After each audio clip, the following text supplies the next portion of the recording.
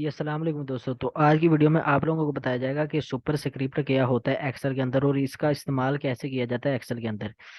तो ये देखें, ये आप लोगों के सामने एक टेबल है, जैसा कि ये लिखा हुआ है फर्स्ट सेकंड थर्ड, इस तरह का ये टेबल है। अगर मैं यही सेम इधर भी लिखना चाहता हूँ, first second third fourth fifth, तो इसको मैं कैसे लिखूंगा? क्या मैं इस तरह लिखूंगा एक एक करके, फर्स्ट, उसके बाद फिर सेकंड, उसके बाद फिर थर्ड? तो इस तरह आप लोगों ने बिल्कुल भी नहीं लिखना। तो फिर आपने क्या करना है, कैसे लिखना है? सबसे पहले आपने आना है जिधर आप लिखना चाहते हैं। इस टेबल के अंदर मैं इधर लिखना चाहता हूँ, तो मैं लिखूंगा फर्स्ट।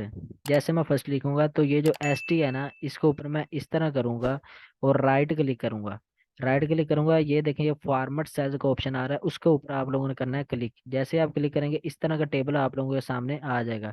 इसके ऊपर इधर ये देखिए सुपर स्क्रिप्ट का ऑप्शन दिया हुआ लेफ्ट साइड पे, इसके ऊपर आप लोगों ने करना है क्लिक और ओके का बटन दबा देना है।